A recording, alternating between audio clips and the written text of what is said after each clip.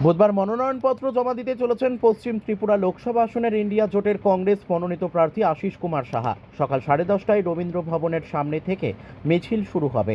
তাতে অংশ নেবেন সর্বভারতীয় ছাত্র নেতা কানহাইয়া কুমার। মঙ্গলবার কংগ্রেস ভবনে এক সাংবাদিক সম্মেলনে এই কথাই জানান বিধায়ক সুদীপ রায় বর্মন। সঙ্গে ছিলেন প্রদেশ কংগ্রেসের দায়িত্বপ্রাপ্ত পর্যবেক্ষক জরিত লাইটফ্ল্যাং। সুদীপ বলেন, মিছিলে ইন্ডিয়া জোটের সমস্ত দলই অংশ নেবে। শহরের বিভিন্ন পথ পরিক্রমার পর মিছিল যাবে জেলা শাসকের কার্যালয়ের সামনে। সেখানে বক্তব্য রাখবেন কানাহিয়া কুমার। এক প্রশ্নের উত্তরে সুদীপ জানান, দলের তারকা প্রচারকদের নাম প্রচারের সময়সূচি শীঘ্রই ঘোষণা করা হবে। ইন্ডিয়া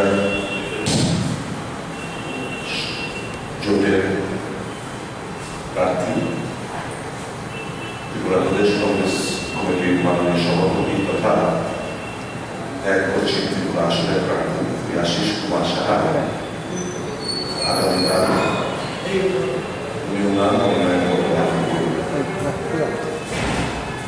সকাল 10:30টার সময় আমাদের জমায় রবীন্দ্র ভবন প্রাঙ্গণ এবং রাস্তার এলাকায় প্রেস ক্লাব সহ রবীন্দ্র ভবন প্রাঙ্গণ এলাকায় ওখান থেকে মিছিল করে আগরতলা রাজপথের বিভিন্ন পথ পরিক্রমা করে অবলাচন্দ্রের ওখানে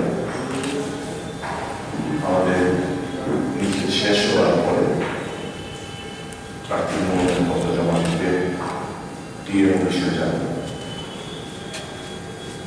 আগামীকালে এই মনোনয়নপত্র দাখিলে আমাদের কংগ্রেসের একজন নেতা ছাত্র যুবকদের অনুপ্রেরণা কানাইয়া কুমার আগামীকাল এই মিছিলে অংশগ্রহণ করবেন এবং মিছিল শেষে ওই অপরাধ জমিতে একটা সভায় সম্মিলিত সভায় বিভিন্ন বক্তব্য রাখবেন।